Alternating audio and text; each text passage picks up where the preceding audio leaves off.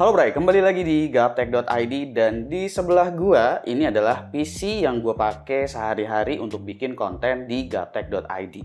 Mungkin kalau kalian penonton lama gua atau subscriber selamanya Gaptek, kalian udah tahu PC yang gede banget ini karena dulu tuh gue sering banget syuting lokasinya tuh di sini. Sekarang gue syuting lebih sering di kamar gua di atas karena di depan gua ini, di samping gua ini isinya udah penuh dengan barang-barang, jadi gua belum bisa untuk syuting di sini lagi. Ini pun ya gue cuma ngambil spot segini aja, nggak ada meja di depan gua. Jadi memang lagi agak sulit dan mungkin ini akan gua rapi-rapihin lagi. Mungkin gua akan ubah lagi setup ini biar gue bisa syuting di bawah sini atau di ruangan inilah gitu. Nah, video ini adalah cerita gua dengan PC yang ada di sebelah gua. Sekalian gue mau kasih tahu kalau gue juga lagi mau upgrade PC. Bukan lagi mau sih, tapi udah akan upgrade PC gitu ya. Jadi PC yang gue pakai di sebelah gue ini udah kurang lebih sekitar 5 sampai dengan 6 tahun. Kenapa gue bilang 5 sampai dengan 6 tahun? Karena nggak total 6 tahun gitu loh. Ada beberapa upgrade juga sebenarnya, kayak upgrade prosesor, habis itu upgrade VGA card juga atau kartu grafis ya. Jadi untuk prosesor itu gue sempat menggunakan Ryzen 7 1700X. Habis itu gue upgrade satu kali aja ke Ryzen 7 2700X. Sementara untuk kartu grafisnya itu awalnya gue menggunakan GTX 1080 Ti. Habis itu gue ganti ke RTX 3080 TUF Gaming. Buat kalian yang belum tahu, spesifikasi ini tuh sebenarnya emang nggak yang baru-baru banget ya. Jadi sampai sekarang gue masih menggunakan Ryzen 7 2700X dengan motherboard chipset X370, yaitu adalah ROG Crosshair 6 Extreme. RAM-nya juga cuma 16 GB dual channel aja, bahkan cuma jalan di 2933 MHz. RAM-nya dari T-Force Delta. Lalu untuk NVMe SSD juga masih 256 GB dari Samsung 970 EVO ditambahin dengan SSD SATA, yaitu adalah WD Blue 1 TB. Selebihnya masih ada hard disk di sini, ada WD Blue 3 TB plus 1 TB. Meskipun pada prakteknya sekarang ini hard disknya udah nggak kepake sama sekali sama gua karena gua udah mengandalkan NAS, yang dimana NAS itu lebih berfungsi sebagai arsip daripada hard disk yang gua taruh di dalam PC. Jadi kedepannya hard disknya udah nggak bakalan gua pakai lagi. Untuk power supply juga gue nggak pernah ganti, yaitu adalah Cooler Master V750. Tapi nanti gue bakalan ganti untuk power supply-nya karena udah 6 tahun ya. Lalu untuk cooling pakai ROG Ryujin 2. Sebelumnya nggak pakai Ryujin 2 deh. Sebelumnya itu kayaknya sempat pakai H100 EV2, tapi habis itu sempat ganti ke ROG Ryujin. Ini bukan ROG Ryujin 2 malah, ROG Ryujin 1, sorry. ROG Ryujin 1 untuk coolingnya. Dan untuk casing yang gede ini adalah Cooler Master Cosmos C700P. Nah, kenapa gue memutuskan untuk upgrade? Apakah performanya udah tidak sesuai dengan standar gue pribadi? Sebenarnya performanya itu masih sesuai aja dengan standar penggunaan gue, dimana ya gue cuma pakai PC ini untuk ngedit video, nulis script, habis itu ya selebihnya nonton film paling di Netflix. Itu nggak ada yang main game, juga nggak ada yang gimana-gimana, bahkan gue cenderung jarang banget main game. Jadi secara performa sebenarnya gue masih bisa toleransi banget dengan spesifikasi seperti ini. Makanya gue nggak pernah upgrade yang setiap tahun gitu. Mungkin kalau kalian ngelihat testbed gue itu beda cerita. Kalau testbed gue udah pasti setiap 1 tahun sekali. Kalau ada generasi baru gue pasti ganti. Makanya gue juga punya motherboard X670E, gue juga punya motherboard Z790. Itu hanya untuk memenuhi standar testing aja. Semisal gue ada reviewan NVMe SSD Gen 4, gue udah ada standar motherboardnya. Atau mungkin nanti kalau misalkan VGA card udah ada PCIe Gen 5, gue juga udah ada standar motherboardnya. Makanya kenapa kalau testbed selalu baru, tapi kalau PC sehari-hari ternyata udah lumayan tua juga ini PC. Nah jadi kenapa gue upgrade? Karena ya udah uzur aja gitu. Mulai dari casingnya Cosmos C700P. Ini gue udah sempet ganti tempered glassnya karena waktu itu tempered glassnya sempet copot alias jatuh. Jadi udah rapuh gitu di bagian engselnya dan dia jatuh. Untungnya Cooler Master punya aksesoris tempered glassnya doang, jadi sempat diganti. Lalu di bagian kaki casingnya, itu kalau kalian lihat udah gua ganjel pakai kertas karena emang untuk bagian karetnya udah lepas dan itu dia ditempel gitu modelnya. Jadi ya gua nggak bisa tempel lagi untuk bagian kakinya. Dan Cooler Master nggak punya untuk aksesoris kakinya ini. Makanya gua ganjel. Lalu di bagian atasnya, di bagian dust filter atasnya, itu juga udah ada yang retak. Jadi kalau misalkan sebenarnya bukan retak karena jatuh atau apa, tapi memang udah mungkin karena udah lama aja, terus keropos juga, banyak debu, akhirnya ya kemakan sama umur. Di bagian atasnya udah nggak bisa gue tutup rapat lagi.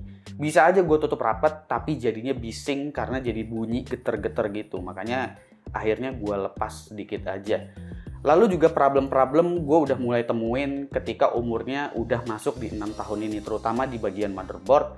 Karena USB dari motherboard gue itu juga kadang mati hidup, habis itu juga kadang PC ini suka ngambek, tiba-tiba nggak mau booting sama sekali. Jadi gue harus ya clear CMOS lagi dan segala macam, dan itu cukup merepotkan. Makanya akhirnya gue memutuskan oke lah upgrade aja ke yang paling baru setelah 6 tahun ini. Dan menurut gue ini udah cukup ideal lah ya, 5 tahun sampai dengan 6 tahun. Dan untuk upgrade ini gue nggak mengganti kartu grafis. Jadi untuk kartu grafisnya gue masih akan tetap menggunakan RTX 3080 TUF gamingnya. Jadi kurang lebih spesifikasi lengkapnya seperti itu ya untuk PC yang gue gunain sehari-hari. Kalau setupnya sih selebihnya semua masih sama. Monitor gue masih pakai ROG Strix XG27 yang 4K, bezel masih tebel, tapi ini 4K 144. Ada ya pokoknya di sini gue kadang streaming, kalau live streaming gaptek juga gue biasanya di sini juga gitu ya. Jadi belum ada yang berubah di setup ini. Mungkin nanti bagian periferalnya juga beberapa gue ganti karena dashmat di sini juga udah kotor banget, karena memang di ruangan ini gue biasanya sembari ngerokok juga, yang seperti kalian tahu lah kalau lagi live streaming kadang gue sembari sebat-sebat gitu. Jadi memang sebenarnya setup ini lumayan kotor, jadi mungkin nanti beberapa akan gue ganti juga, cuma nggak jadi satu video ini kali ya, karena gue di sini akan lebih fokus untuk ngebahas PC-nya. Kayak gimana sih PC baru gue ini? Kita coba ke atas aja deh, biar lebih jelas kelihatannya. Daripada di sini berantakan. Nanti kalau udah rapih di sini, gue baru akan tunjukin. Oke, sekarang udah ada di atas dan di sebelah gue ini adalah PC baru gue ya. Jadi sekarang gue akan menggunakan PC Mini ITX. Setelah sebelumnya gue menggunakan PC yang super besar. Jadi casing gue sebelumnya itu bisa dibilang full tower. Terus bisa masuk motherboard ATX juga, bisa masuk storage yang banyak juga. Sekarang gue harus dihadapkan dengan PC Mini ITX. Kenapa sekarang gue memilihnya PC Mini ITX? Ya sebenarnya pengen coba aja sih, dan gue pingin di bawah tuh karena udah saking padatnya sama banyak barang, jadi gue coba pakai yang kecil aja kali ya, biar kelihatannya nggak terlalu sempit dan nggak kelihatan makin sempit gitu di ruangan bawah itu. Jadi gue memutuskan untuk bikin Mini ITX untuk PC pribadi gue. Spesifikasinya apa aja sih untuk PC yang gue gunakan ini dan memang bakalan gue gunain untuk sehari-hari? Untuk CPU gue menggunakan Intel Core i5 13600K ya. Kenapa gue menggunakan 13600K? Ya udah gue jelasin sih di video gue sebelumnya, waktu gue ngebahas 13600K beserta motherboardnya. Dan motherboardnya juga yang gue gunakan ini yang kemarin sempat gue bahas, yaitu adalah ROG Strix B660i Gaming Wi-Fi. Jadi ya dengan B660 gue masih ngerasa cukup, dan memang sepertinya akan lebih ideal kalau misalkan menggunakan B660 meskipun ini 13600K, karena ini adalah Mini ITX yang dimana gue juga nggak akan memanfaatkan fitur overclockingnya. Yang ada justru malah tuning-tuningnya seperti undervolt atau power limit. Meskipun pada faktanya PC ini sama sekali nggak gua tuning. Dan untuk motherboardnya sendiri udah capable untuk mencapai power limit tertinggi dari 13600K. Jadi nggak ada masalah sama sekali di situ. Untuk memori RAM gue menggunakan dari G-Skill, yaitu adalah FlareX 5 2x16GB DDR5 6000 MHz. Tadinya gue nggak pingin menggunakan memori RAM ini. Tadinya gue mau pakai Corsair Vengeance yang black ya, 2x16GB DDR5 6000 juga. Cuma karena kosong terus dan gue udah semakin nggak betah sama PC lama gue, jadi gue menggunakan ini. Dan kebetulan warnanya juga sama-sama full black, jadi nggak masalah deh ya. Ditambah lagi RAM-nya juga sama-sama low profile, karena gue akan menggunakan air cooling, yang dimana air coolingnya ini juga dari Noctua Chromax Black, yaitu adalah NHU12A. Ini cooling memang harganya menurut gue agak-agak kurang wajar, jadi buat tim mendang-mending kayaknya nggak bisa, karena untuk air cooling ini di level ukuran 12 cm single tower dan cuma dual fan aja itu harganya hampir 2 juta rupiah. Ya emang secara performa NHU12A ini performanya sangat-sangat baik, bahkan di level 180 sampai dengan 200 watt itu masih bisa nahan di bawah 90 derajat Celcius. Jadi ini cooling yang memang bagus, cuma dari segi harga untuk di level hampir 2 juta seharusnya kalian masih tetap bisa dapetin AIO water cooling 360 mili, bahkan udah termasuk yang bagus. Tapi demi full black, ya gue rela-rela aja gitu. Jadi ini buat kalian yang tim menang mending yang nyari spek doang, sebenarnya gue nggak bisa rekomendasikan. Terkecuali kalian memang senang juga dengan tema yang memang full black seperti ini dan minim RGB. Gue juga mengusahakan di sini untuk airflow agar tetap terjaga. Karena untuk casing di sini bagian atasnya itu nggak ada fan, tapi ada power supply. Untuk casing yang gue gunakan ini adalah dari Fractal Design, yaitu adalah Toren Nano ya. Kenapa gue pilih Toren Nano ini? Karena gue suka dengan warna hitamnya yang memang doff. Habis itu untuk tempered glassnya juga dia nggak terlalu bening, jadi tempered glassnya gelap. Jadi meskipun ada LED strip di bagian atasnya itu jadinya nggak terlalu kelihatan gitu. Di sini gue colokin tapi gue jadiin warna putih, meskipun ternyata untuk LED stripnya ternyata warna putihnya nggak terlalu putih, masih agak keping-pingan gitu. Berbeda dengan RGB yang ada di kartu grafisnya, yang dimana warnanya itu benar-benar kelihatan putih. Dan untuk efektivitasnya itu juga udah memenuhi untuk kebutuhan gue, dimana gue itu nyarinya nggak yang menggunakan PCIe riser. Karena apa? Karena mungkin gue akan ganti kartu grafis ke depannya yang dimana udah mendukung PCIe Gen 5. Mungkin aja gitu. Karena biasanya untuk kartu grafis itu gue bakalan gantinya duluan. Seperti PC lama gue dari GTX 1080 Ti, gue ganti ke RTX 3080. Nah, motherboardnya kan udah support PCIe Gen 5. Jadi kalau gue mau ganti ke kartu grafis yang udah support PCIe Gen 5 itu udah bisa. Makanya gue menghindari PCIe riser untuk casing mini ITX-nya. Makanya gue pilih ini salah satunya. Habis itu juga gue coba cari casing mini ITX yang memang masih menggunakan power supply ATX. Karena ya indikasi-indikasi siapa tahu gue masih mau pakai power supply-nya kalau gue upgrade PC lagi. Jadi gue nggak perlu untuk upgrade power supply lagi, karena biasanya gue pakai power supply udah pasti di atas 5 tahun gitu. Ini gue ganti ke 850 watt aja karena memang kebutuhannya kayaknya 5 tahun ke depan kayaknya power supply 750 watt ke bawah itu udah semakin kurang dibutuhkan sama gue gitu. Mungkin kebutuhannya akan lebih meningkat, makanya gue setelah 6 tahun juga upgrade power supply. Power supply kali ini gue ganti ke Thermaltake, bukan Cooler Master, karena gue mencari ATX 3.0, di mana ATX 3.0 ini akan jadi standar baru ke depan nanti. Makanya gue mempersiapkan untuk standar baru tersebut. Gue menggunakan TUF Power GF3 850 watt. Ya meskipun kartu grafis gue belum menggunakan 12 VHPWR sih, jadi ya gue hanya mencari standar barunya aja dulu kayak gitu. Ya, untuk kartu grafis gue masih menggunakan TUF Gaming RTX 3080 ya. Jadi ini masih diambil dari PC lama gua kayak gitu. Untuk fan casing juga di sini gue pakai dari Noctua. Ini pakai yang ukurannya slim. Tadinya gue beli 2, niatannya mau ditaruh di bawah, tapi ternyata gue salah ukur. Akhirnya gue cuma pasang 1 di bagian belakang aja. Lalu juga ada kabel yang gue custom sendiri, itu dari transporter kabel. Untuk kabel 2x8 pin PCIe itu bukan extension, tapi ini langsung direct customnya ke power supply. Karena untuk kartu grafis biasanya gue bukan selalu sih, tapi agak sering mengalami problem ketika kabel 8 pin PCIe-nya itu tipenya adalah extension gitu. Antara nanti indikator dari PCIe-nya itu kedip-kedip atau bermasalah dan lain sebagainya, itu gue sempat ngalamin. Makanya gue coba customnya itu direct langsung ke power supply, kecuali 24 pinnya itu tipenya adalah extension, jadi disambung dari kabel bawaan power supply. Lalu selanjutnya adalah SSD. Ini mungkin yang budget dari perakitan ini tuh jadi lumayan bengkak sebenarnya.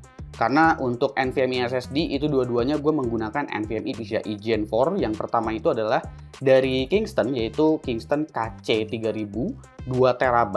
Kenapa gue menggunakan Kingston KC3000 ini? Karena gue ngeliat-liat review di luar, itu katanya lebih bagus daripada Samsung 980 Pro. Gitu, dengan harga yang lumayan lebih oke daripada 980 Pro. Dan emang setelah gue coba, ternyata memang ini SSD oke juga. Lalu untuk SSD yang kedua itu adalah WD Black SN850 Heatsink. Kenapa gue menggunakan yang versi heatsink? Karena untuk slot M.2 di bagian belakang di motherboardnya ini nggak ada heatsinknya. Jadi untuk menghindari panas, apalagi di bagian belakang itu tertutup banget, beserta ada kabel-kabel juga, makanya gue pakai yang ada heatsinknya. Jadi budgetnya lumayan bengkak di situ sih sebenarnya. Lalu gue ada modding tipis-tipis, gue menggunakan LED 5 inch di bagian dalam casingnya, selain untuk nambahin cahaya, tapi gue nggak pengen nambahin kayak semacam ornamen RGB-RGB-an, gue coba kasih cahaya melalui layar kecil di dalam aja gitu, untuk tambahan sebagai gimmick-gimmickan tipis aja lah gitu, sekalian buat biar komponennya tuh masih tetap ada bias cahayanya dan kelihatan tipis-tipis gitu. Di sini gue menggunakan monitor dari Waveshare, kalian bisa cari aja di Tokped, ukurannya 5 inch ya. Dan di sini gue pasangnya itu gue cuma cari lobang aja yang biasanya lobang itu buat masukin kabel kayak gitu. Gue cuma masukin 2 baut di bagian layarnya ini, jadi moddingnya sebenarnya nggak terlalu parah. Abis itu karena ini layarnya menggunakan HDMI dan juga kabel USB micro ya, USB micro.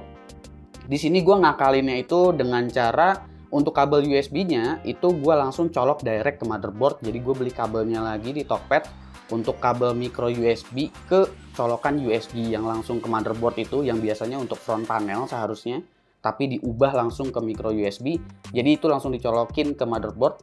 Dan untuk HDMI-nya itu gue akalin dengan cara gue beli kabel HDMI yang ukurannya nggak terlalu panjang, sekitar 50 cm.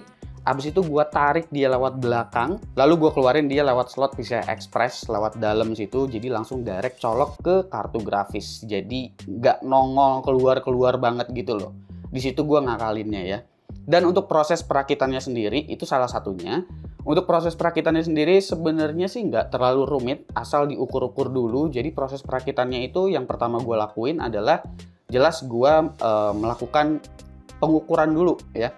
Mulai dari ngukur untuk kartu grafis. Di awal tuh gue nggak ngukur dengan kartu grafis yang ini, tapi gue ngukur pakai RTX 3080 GB yang kebetulan gue punya juga. Kebetulan yang GB itu ukurannya lebih panjang, jadi gue udah bakalan tahu kalau misalkan versi GB itu muat di casing ini, maka yang versi TUF Gaming juga udah pasti bakalan muat. Karena untuk beberapa kasus kartu grafis di casing ini yang gue lihat di YouTube, itu kalau misalkan terlalu panjang, dia bakalan mepet ke fan ukuran 20 cm yang di bagian depan ini, dan akhirnya mau nggak mau fan bagian depannya dilepas. Tapi untungnya itu muat, dan akhirnya yang agak-agak fail itu cuma fan di bagian bawah. Gue nggak bisa pasang fan di bagian bawahnya itu. Lalu gue juga ngukur untuk cooling, abis itu colok-colokin untuk kabel-kabelnya dulu ke motherboard. Jadi solusi untuk masang di casing ini, itu apa yang bisa dicolokin di motherboard, dicolokin dulu, nanti baru pasang motherboardnya ke dalam casing. Bukan dari power supply-nya dulu semua, nanti terakhir dicolok-colokin ke motherboard, nggak kayak gitu karena ini terlalu sempit, apalagi pakai air cooling yang ukurannya tuh udah lumayan besar. Untuk air cooling sih sebenarnya nggak ada masalah sama sekali, ini masih fit banget, masih longgar banget, karena gue udah lihat juga pakai Noctua NHD15 aja itu sebenarnya muat di casing ini. Jadi nggak ada problem di bagian situ sih untuk proses perakitannya ya sejauh ini. Dan tadi kalau untuk layar juga itu ya cuma ada problem sedikit aja, tapi bisa diatasi dengan baik. Untuk bagian bautnya juga itu gua agak congkel-congkel sedikit sih, karena lubang di bagian samping itu, di bagian belakang yang lubangnya itu panjang begitu, itu gue perlu agak bengkok-bengkokin sedikit biar bautnya tuh muat gitu, karena bautnya tadinya awalnya nggak terlalu muat gitu ya. Lalu apanya lagi ya kalau kita ngomongin proses perakitannya. Proses cabling juga di casing ini, proses cablingnya nggak terlalu rumit karena banyak kabel itu yang udah diumpetin di bagian atas. Jadi di bagian belakang itu masih bisa gue atasi. Meskipun ya gue kurang begitu ahli dalam cabling, tapi menurut gue udah lumayan rapi karena dari casingnya sendiri itu dia banyak semacam kayak kabel tease-nya gitu loh, kayak strap-strapnya gitu. Jadi gue bisa atasi semuanya di situ dan udah ada jalur-jalurnya semua gitu loh. Bahkan di bagian belakang ini solusi yang menarik menurut gue ya dari Fractal Design, dimana power supply-nya itu ada di atas, dan power supply yang ada di atas itu biasanya problemnya adalah kabel yang ngegantung dan itu mengganggu sekali. Dia kasih strap juga di bagian belakang sini sehingga untuk kabel di bagian belakang itu semuanya bisa dibikin lebih seamless lagi gitu. Dan ini nggak cuma untuk kabel power supply ya bisa dimanfaatin ya, tapi bisa juga untuk kabel-kabel dari peripheral yang ada di rear I/O-nya. Jadi bisa di strap juga di bagian belakang situ. Dan jujur aja saat gue bikin PC ini full black begini, gue memang agak-agak sedikit keinget dengan karakternya Vestia Zeta ya. Makanya di sini wallpapernya untuk sementara gue pasang Vestia Zeta karena ada silver, ada hitam, ada putihnya, jadi kayaknya cocok aja gitu. Dan ketika ditutup di bagian temper glass-nya, ini sih nggak gue tutup karena biar kelihatan banget gitu. Itu sebenarnya LED-nya jadi nggak terlalu terang dan jadinya kelihatannya pas. Karena sebenarnya ini LED-nya wave share-nya itu bener-bener kelihatan terang banget. Ini segini brightness-nya tuh udah paling rendah gitu. Jadi ya memang perlu ditutup sih untuk bagian temper glass-nya biar bias cahayanya nggak terlalu berlebihan gitu ya. Lalu untuk tingkat kebisingan juga di sini nggak ada bising-bisingnya sama sekali. Untuk Noctua itu gue nggak pernah bermasalah sama kebisingan. Paling fan yang gedenya justru yang suara bearingnya itu lumayan kedengeran. Jadi justru untuk air cooling dari Noctuanya ini sunyi sekali, tapi untuk fan bagian depannya suara bearingnya lumayan kedengeran. Jadi bukan bising dari suara blade fan-nya, tapi suara putaran dari bearingnya agak sedikit bunyi tak gitu. Gue nggak tahu di sini kedengeran apa enggak. Tapi ya kalau deket lumayan berasa di kuping gue gitu.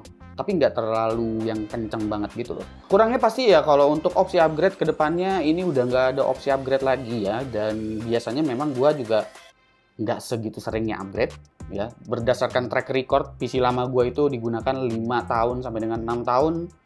Jadi gue nggak bermasalah sebenarnya dengan soket meskipun itu bagian dari kekurangan PC ini tentunya gitu.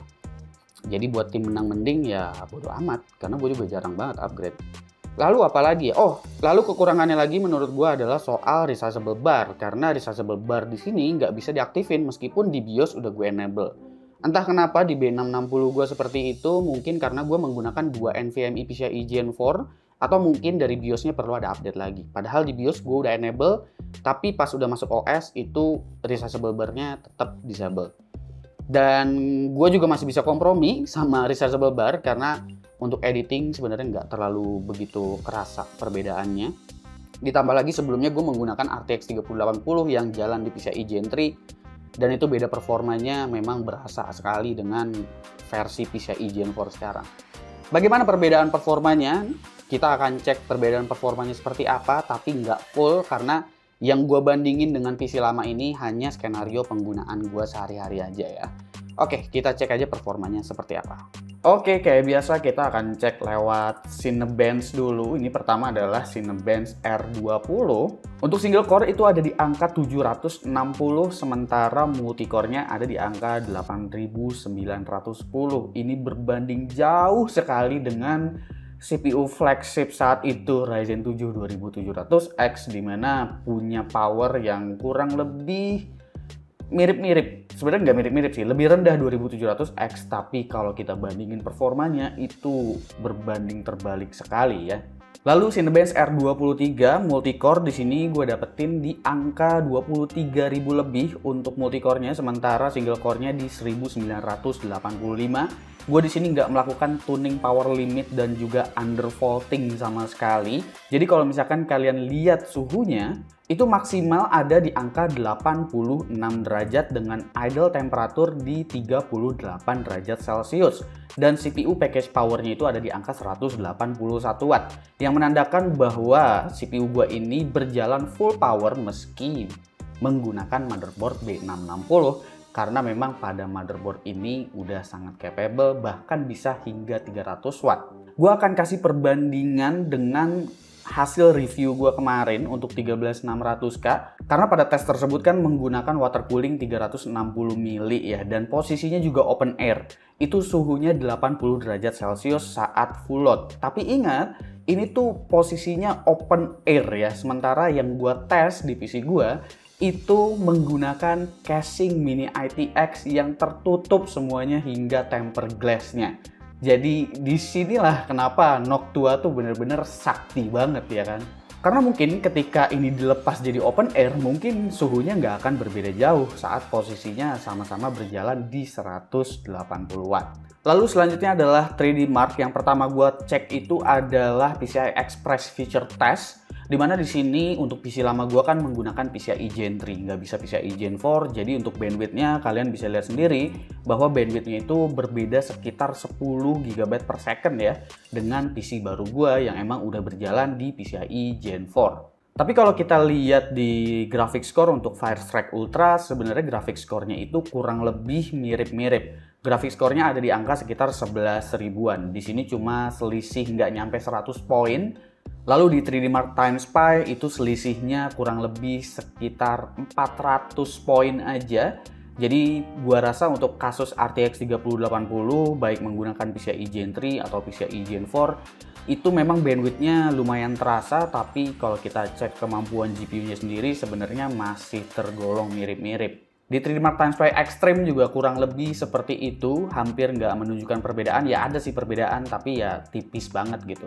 Di 3D Mark Port Royal juga kurang lebih seperti itu. Di PC lama gua graphics score-nya ada di angka 11.500-an, sementara untuk PC baru gua ada di 11.800-an. Ini yang bakalan jadi ngebedain semisal kita main game sih tentu di kemampuan CPU-nya sih, karena single core dari 2700X udah ketinggalan jauh, IPC-nya juga udah ketinggalan jauh. Tapi skenario yang bakalan gue bandingin itu bukan di gaming ke PC lama, tapi di productivity seperti DaVinci Resolve ini. Yang pertama adalah untuk ekspor dengan CPU native dengan H264. Di sini kalian bisa lihat kalau performanya itu udah bener-bener 2 kali lipat lebih kenceng apabila gue ekspor menggunakan CPU native gitu untuk di DaVinci Resolve. Karena untuk editing memang gue lebih banyak cut-to-cut segala macam itu ya dari DaVinci Resolve Studio. Lalu untuk H265 di sini gue menggunakan encoder NVENC atau NVENC dari Nvidia. Ini selisihnya sekitar 1 menit. Tentu di sini ada pengaruh dari prosesor juga, tapi gue rasa di sini juga ada pengaruh dari bandwidth PCI Express Gen 3 dan juga Gen 4 karena perbedaan bandwidthnya tadi kita lihat di 3D Mark lumayan jauh ya. Jadi makanya berasa juga nih ternyata di sini. Lalu handbrake menggunakan CPU only ya, tanpa iGPU sama sekali. Di sini untuk Ryzen 7 2700X-nya ada di 39 fps, sementara untuk 13600K itu dia ada di 64 fps. Untuk preset YouTube 1080p, 60 fps dan juga H264. Lalu kalau gue cek dengan menggunakan NVENC H264-nya dengan preset yang sama yaitu YouTube 1080p, di sini juga kelihatan perbedaannya lumayan drastis karena di PC baru gue itu bisa 76 fps, sementara di PC lama gue itu hanya 42 fps menggunakan GPU yang sama. Untuk GPU temperatur, di sini gue menjalankan stress test menggunakan 3D Mark Firestrike Ultra. GPU temperaturnya itu sangat aman di 75 derajat Celcius ya, yang menandakan berarti airflow dari casing ini juga cukup baik. Tapi memang memory junction temperaturnya cukup tinggi, dan itu sebenarnya adalah kekurangan dari TUF Gaming. Di PC lama gue juga itu memory junction temperaturnya sangat-sangat tinggi untuk RTX 3080 TUF Gaming ini. Dan mau ganti thermal pad pun rasanya sulit ngejinakin GDDR6X biar jadi adem. Cara ngejinakin GDDR6X biar jadi adem itu ya seperti 4080 jadinya 3 slot atau 4 slot sekalian gitu. Coolingnya segede gaban. Kalau main game sih gue nggak bakalan bandingin dengan PC lama gue. Ini ya cuma sebagai referensi benchmark aja untuk kalian, untuk spek kayak gini tuh kayak apa. Di sini juga cuma ada 4K aja, kayak misalkan Valorant 4K itu FPS sudah bisa tumpah-tumpah di atas 500. Lalu Shadow of the Tomb Raider juga masih bisa dapetin di atas 60 fps, 82 fps dengan bantuan DLSS Quality, tapi ini udah pakai Ray Tracing Ultra gitu kan. Horizon Zero Dawn menggunakan DLSS Quality, resolusi 4K, rata kanan itu masih dapat rata-rata 110 fps. Jadi sebenarnya 3080 juga masih ideal aja sih buat gua. Paling yang agak susah kalau mau mentok kanan ya game modelan kayak Cyberpunk gini. Dengan DLSS quality sekalipun kalau ray tracingnya dimentokin ke ultra, ya cuma 30-an FPS-nya. Dan untuk SSD ini adalah kemampuan dari Kingston KC3000, itu speednya ada di 7 GB per second. Gue nggak tahu sih kalau di partisi bakalan ada perbedaan speed apa enggak, tapi ini udah speed yang bagus karena random 4K-nya gue nggak nyangka banget bisa sampai 260 MB per second, itu random 4K yang paling bawah tuh. Sebagai perbandingan ini WD Black SN850-nya lah yang satu lagi gitu ya, itu random 4K-nya cuma di 170-an. Bahkan write-nya cuma di 5,3 GB per second gitu ya, meskipun untuk read-nya sama-sama hampir 7 GB per second. Jadi Kingston KC3000 menjanjikan juga sih. Kalau suhunya ini WD Black SN850 lebih panas karena dia posisinya ada di belakang ya. Meskipun ada heatsink, dia langsung tabrakan sama tempered glass, jadi suhunya bakalan jauh lebih tinggi. Oke, kurang lebih seperti itu ya performance-nya. Kira-kira menurut kalian gimana untuk performance-nya? Ya sebenarnya kalau bicara performance sih itu ya kurang lebih mirip-mirip seperti reviewan gua mengenai Core i5-13600K kemarin ya, karena secara spesifikasi itu mirip-mirip dengan testbed yang gua gunakan gitu. Dan akhirnya kelar juga gua, sampai gua udah potong rambut segala, gua juga udah kelar ngeberesin ruangan ini, ya sekedar ngebersihin aja sih. Dan sekarang setup gua lebih kelihatan agak lega gitu ya. Gue juga bikin beberapa perubahan gitu di setup gua, kayak ngeganti dashmat karena dashmat lamanya itu udah bener-bener dekil banget dan udah nggak ketolong buat dibersihin. Kebetulan gua ada dashmat dari Resin Cuts, jadi ya gue pakai aja di situ dari TLM Merch ya waktu itu. Abis itu juga mouse gua ganti dari ROG apa ya, gue lupa juga itu gue pakai ROG apa yang warnanya pink. Itu gue ganti juga karena udah dekil banget, bagian yang warna kebiruannya itu udah bener-bener jadi kayak warna coklat. Lalu apalagi yang gue ubah, monitor. Tapi monitor sebenarnya gue nggak ubah. Ini kebetulan aja memang gue lagi dikirimin sama Samsung. Jadi gue coba pasang di sini dan ternyata lumayan oke, meskipun sejujurnya gue kurang terbiasa dengan monitor berukuran 32 inch ya.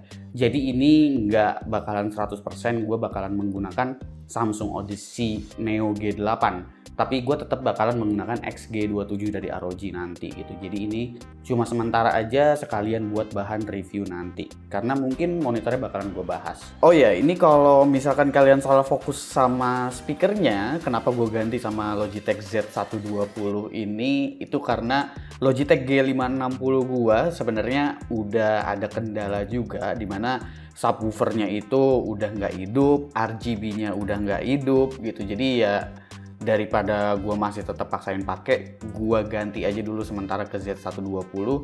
Nanti sih gue rencananya pengen coba cari speaker soundbar gitu. Mungkin kalian punya rekomendasian, coba komen aja di bawah ya, siapa tahu gue dapat referensi juga dari kalian untuk speaker soundbar. Karena rencananya gue pengen pasang soundbar gitu di bawah monitor biar lebih kelihatan lucu. Gue nggak tahu sih cakep apa enggak, karena mejanya itu belum diubah sama sekali, jadi masih banyak meja yang pinggirannya tuh udah pada coak gitu. Jadi kalian komen aja lah di bawah, apakah ini jauh lebih better daripada yang sebelumnya gitu ya, komen aja di bawah.